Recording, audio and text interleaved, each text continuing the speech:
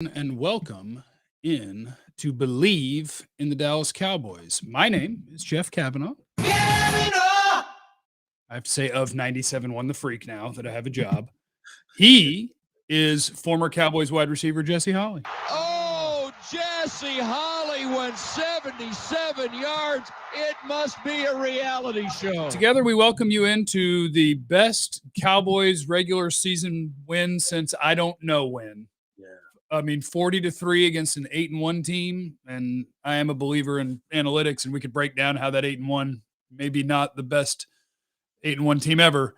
But boy, you go on the road against a team that is 8-1 and you win by 37. That ain't bad, Jesse.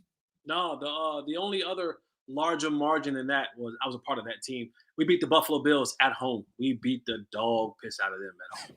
Ooh, we beat the dog. This is way before Josh Allen and all those other guys. We beat the dog piss out of them at home. And this is that is the largest road win by margin in the Cowboy history.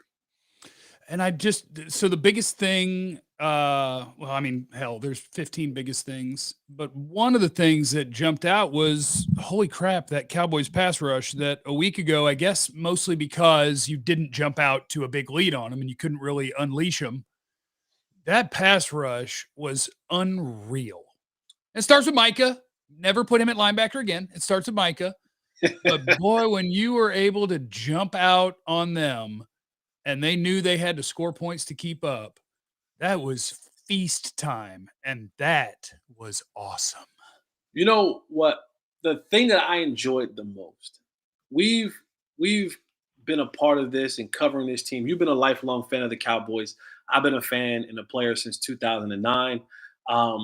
But the thing that I love the most is, especially defensively, we've heard players from this defense do a lot of talking, a lot of jawing, a lot of we gonna do this and we gonna do this and get in the game and get worked. But they drafted 2 years ago this kid from Penn State. And when this mofo starts saying stuff, it comes to fruition.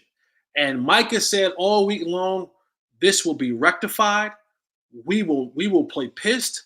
We will play and the thing I loved about it most was when he said we, he really meant, no, I'll take care of it. I'll set the tone. 3 plays in. 3 plays in. 3 plays in. Strip sack fumble. And the tone was set. And it made me, my nipples are getting hard now. Okay, Jesse, it's always inappropriate with you. I was football horny because I was like, it's been a while since we've had someone, especially defensively, that not only talk the talk, but boy, they walk the walk with a big old stick. And that has been truly something that has made me excited about this defense again. Yeah, and I mean, it's Micah. Like, you can talk about other players, but like, it's Micah. And my favorite thing that he said from last week was, I don't even know the context of it, but I just saw the quote where it was like talking about how bad he wants to win. And he's like, and I want other people to want to win that much too. We're like, this is a dude in his second year, but he knows exactly how good he is and that everybody better match me if we're going to be where we want to go. Like, he ain't afraid to lead and talk about anybody who you didn't even have to say any names or say anything. It's just, I just want people who are like me, because everybody around him knows what he is and who he is. And they're also probably all thinking, well, I would love to be you too. Right. But I didn't get that. Annabelle in the super chat. Jeff, the Cowboys made me very happy yesterday. You're my hero. Thank you, Annabelle. Formula, best win in a long, long time. AB was so much better than KJ. I won't talk crap about him anymore. KJ just was a little better in run game, though. Yeah, and they didn't really, like, the only guy that I think is totally worth talking about in the secondary is Trayvon Diggs, because it is a theme now that people don't want to throw at him. And he wasn't following Justin Jefferson the whole game, but there were times where he followed Justin Jefferson. And for a guy who's averaging 117 yards a game to end up with 30 whatever, in a game where they had to start throwing, but it was just the perfect storm of the Cowboys. The pass rush was unstoppable. Cousins is the right guy to have under siege, because you want to talk about somebody who's ready to fold up the tent. but like it all just came together to where, Jesse's best receiver in the NFL really didn't have a chance.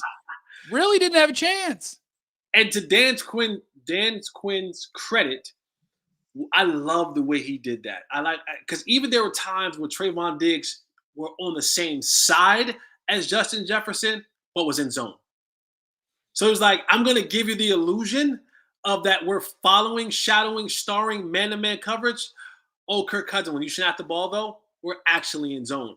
And that did a number on Kirk Cousins, and it gave that pass rush up front an opportunity to get after Kirk Cousins, because what he saw pre-snap wasn't what he saw post-snap, and it took him just an extra second to read through the junk to figure out what was actually happening, and he was off kilter the entire game, and those boys up front smelled blood in the water, and the hammerheads and the great whites and all the aggressive sharks were just hunting, and I loved every bit of it. And you visibly saw a human fold up his tent and take his ball and go home. Like Kirk Cousins wanted no more to do with that football game. None. Like he kept coming out there because he's obligated to come out there until the coach said he can't go out there anymore. But you can tell, like, he wanted no part. And then when his left tackle went out, he was like, dude, hey, don't call no more passing plays. He wanted zero to do with that pass rush after about a quarter and a half. And it was great. Like, it was mostly over at 23-3. Like, I'm not a big believer in a game being over at halftime, almost no matter what the score is, but just everything about the way that played out, I felt like it was over at half. I was like, that team's not coming back to life. And then it was all the way over 2 minutes or 3 minutes into the third quarter when you on 3rd and 14 can do no wrong, and you're dropping a dime to Pollard, and now it's 30-3, and it's like, all right, sweet, this is going to be the least stressful day I've ever had at the office. We're just going to enjoy this one. Trigger man, chance we move on from Zeke for Pollard next year. Why, you Zeke hater? What are you, a Zeke hater? I don't even want to answer that. People get mad at me. They should. Yeah, they should. He asked you the question, Jeffrey. They should post June 1 Zeke, save $10 million, turn around and give that $10 million to Tony Pollard. And this is from a guy who doesn't like paying running backs. I think that there is a decent chance that Tony Pollard's one of the 3 best running backs in the league. The only thing he doesn't have is the volume. He's just never had as many carries as other guys. But year in and year out, when you look for, okay, Jeff doesn't want to pay running backs. Why? Because I can replace 90% of your production with a guy who makes nothing. Mm-hmm. Okay, so what could make you unique enough that I would want to pay you? And the answer is be Nick Chubb, be Jonathan Taylor, be the guys that average about 5 yards of pop instead of 4 or 4.5. And they do it because they consistently rank really well in the metrics that try to eliminate the offensive line. How many people do you make missed tackles? How many do you break? What's your yards after contact? And for his entire career, Tony Pollard is right there with Nick Chubb and Jonathan Taylor. And it's just that he hasn't gotten the ball a bunch. If you promise me that the running back that I'm paying is legitimately unique-ish, better than everybody else, yeah, I can pay Tony Pollard. Yeah, it's just like 5% of my salary cap. That's fine. I can do that. But I can't have them both. I can't have them both. I think Tony Pollard, in addition to all of his numbers being, at the top, he is the kind of new wave of what the running back is becoming. Like Derrick Henry is an anomaly, right? Like he is an anomaly.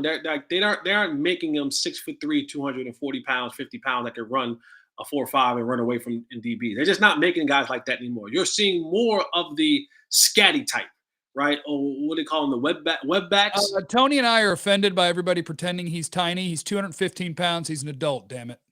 No, he is an adult, but again, he has a very slender build.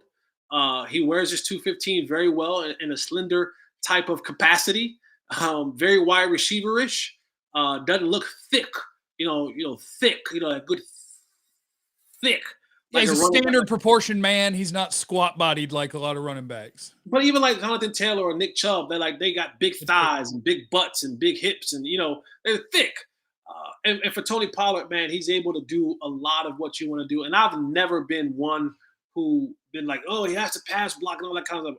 to me, I don't really care. If you want somebody to pass block, put a tight end back there, put another lineman in there, whatever, or call better protection, whatever it is you want to call. I'm Put like, the running back in a route. Let the quarterback sort it out. right. And Tony Pollard gives you that ability to not only run in between the tackles, but also run outside the tackles. Oh, and by the way, you saw it, which we've been waiting for years. Hey, put the guy on a couple routes, and they put one in, and he streaked down the field. And you can tell, I can tell. I don't know if everybody can tell, but you can tell just by the way he caught the ball. He's very comfortable catching the football. Like, it wasn't like one of those, I got to turn my body, jump up, and really catch it. It was like, oh, no, in stride, over the shoulder, lay it fluffy into my hands, and I don't break stride. Like, that is, to me, I saw that, and I was like, oh, he's very comfortable. He's very, very comfortable catching the football like a receiver. It was welcoming the way he caught the football. It wasn't like I see some of our receivers fight the football, and it's like a battle to get the football in. Tony Pollard was smooth with it.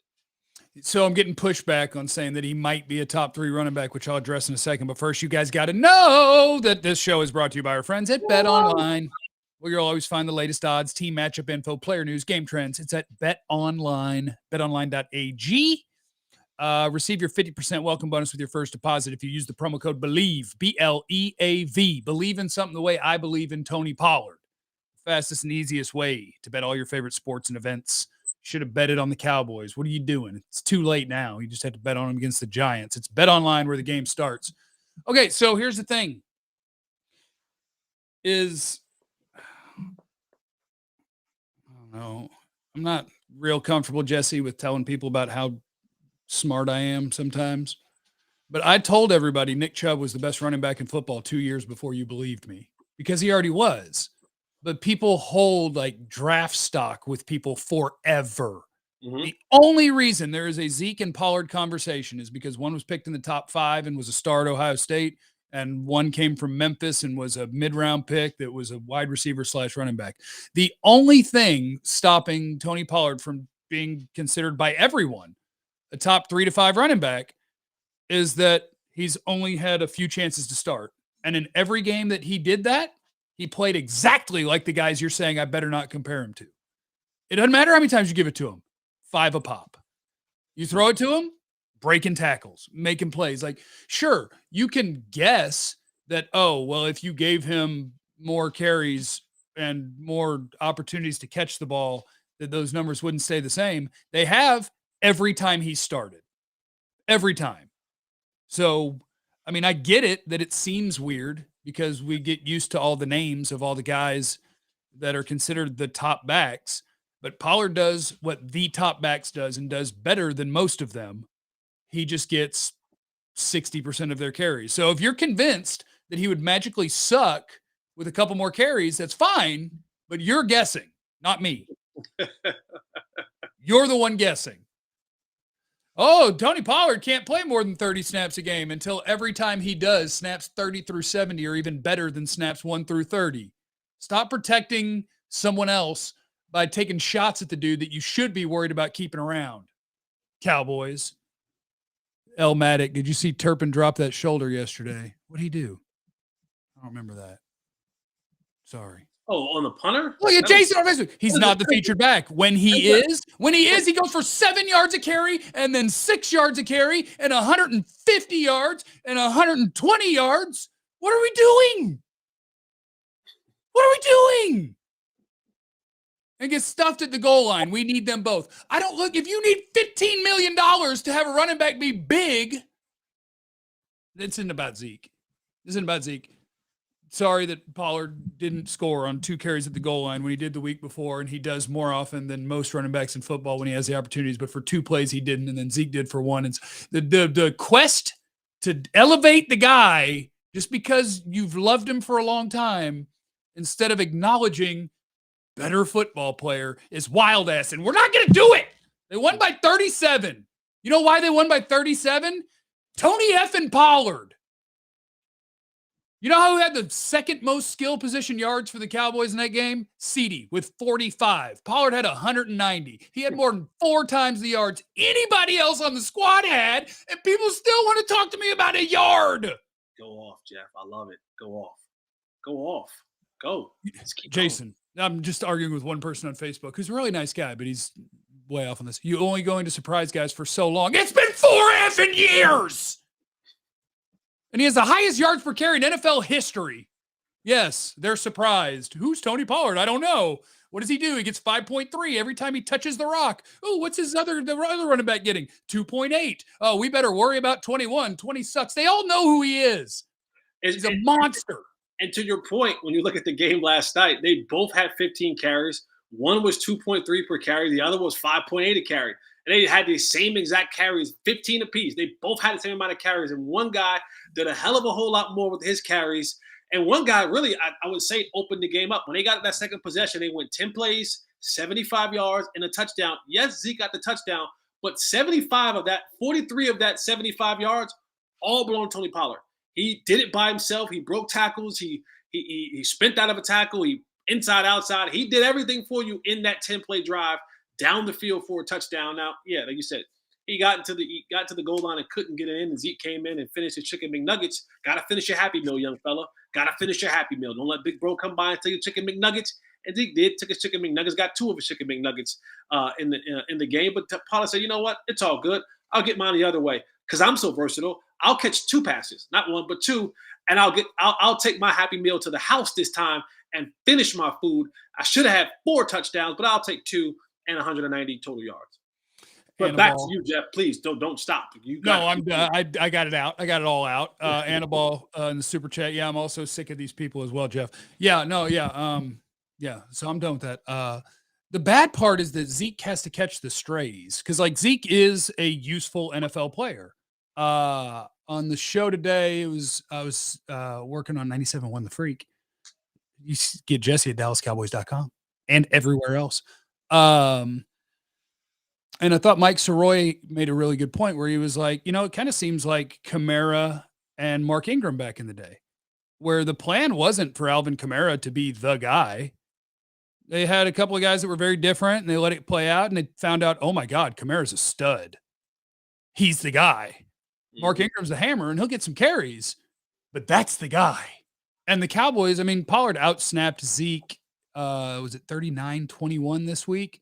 But Zeke's coming off an injury, so I don't know if they're really going to do that. But for 1 week, they did, and I hope they keep doing it. And I don't mean for Zeke to catch strays. Like if you told me it's first and goal from the 1, I would prefer to hand it to Zeke.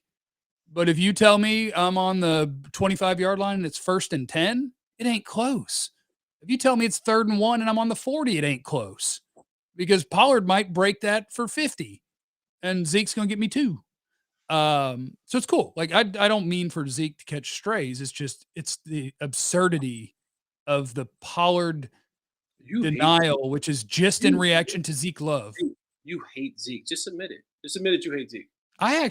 The thing is that I like Zeke. I think you're the hater. You're the hater. I think watching Zeke's whole career, I think he now seems like a mature teammate that would have no problem and be super supportive of the coaches making the right decision.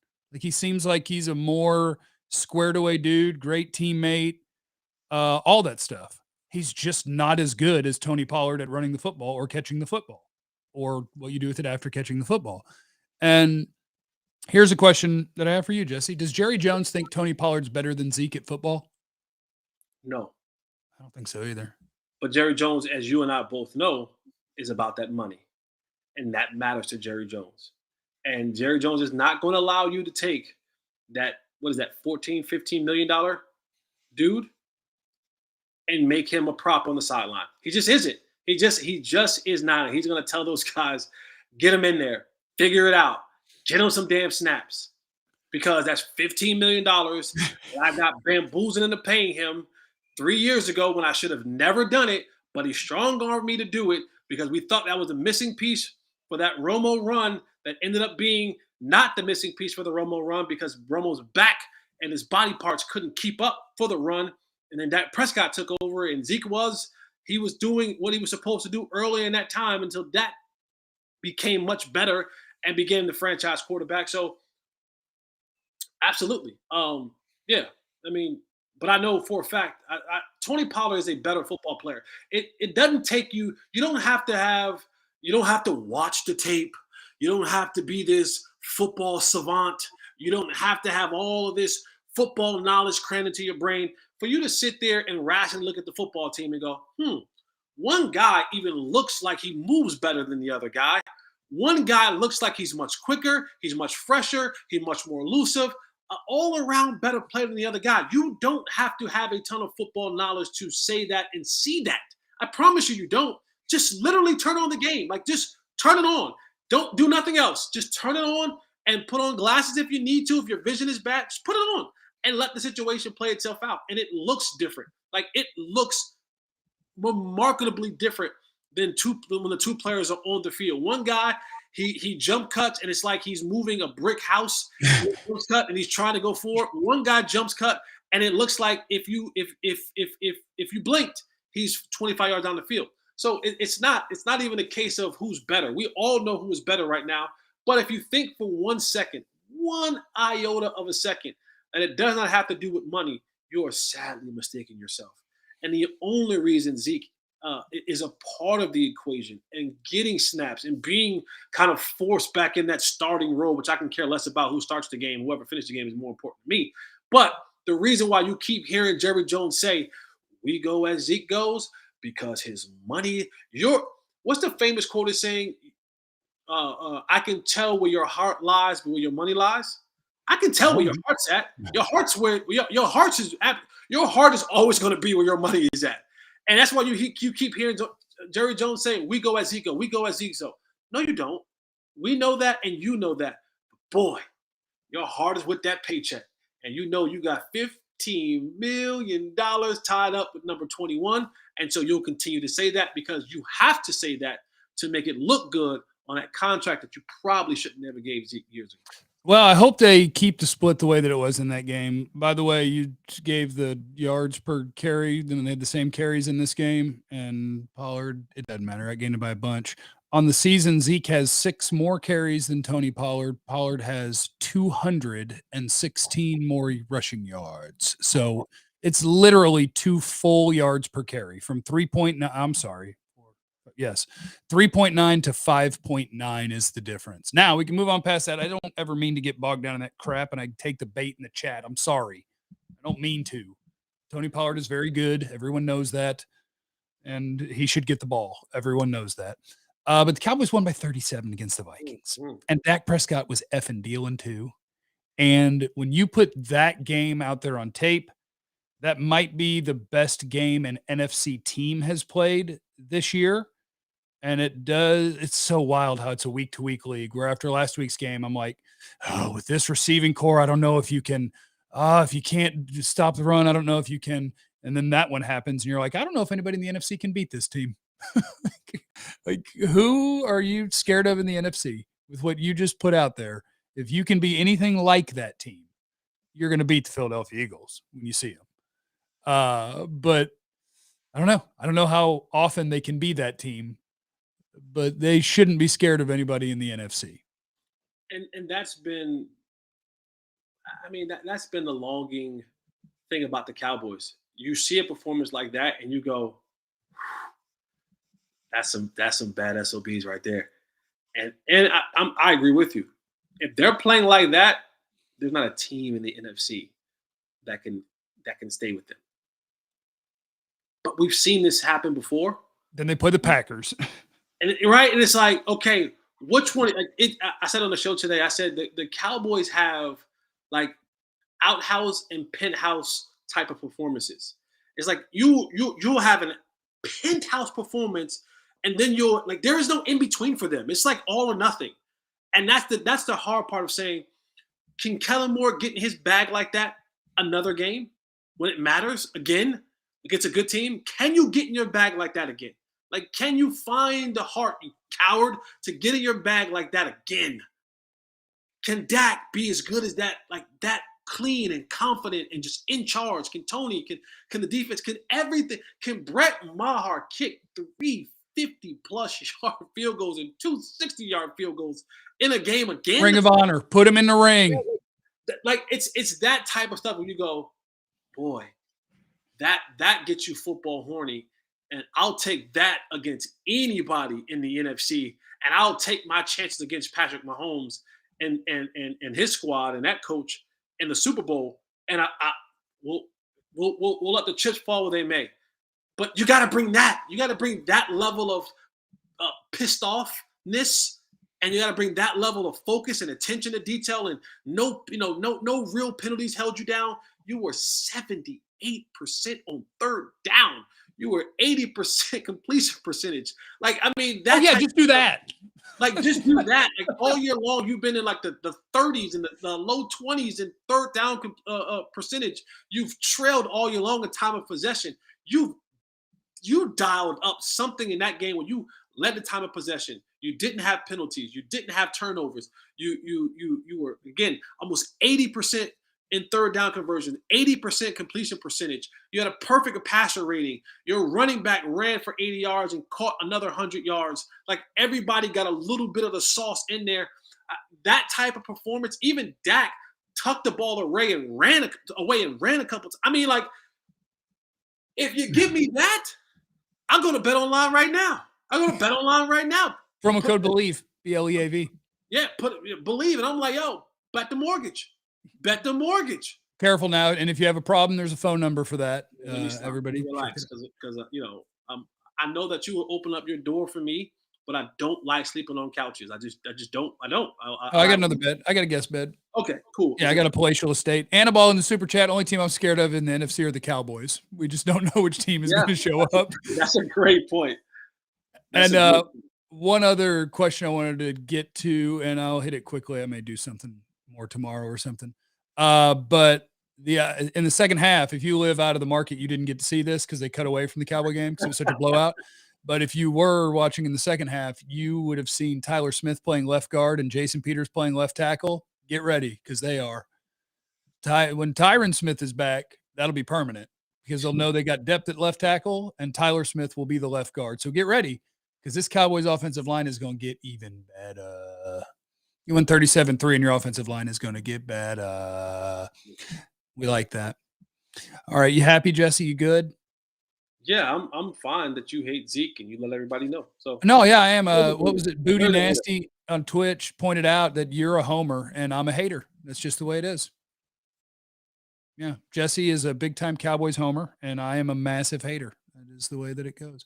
Well, never thought you'd say that before, huh?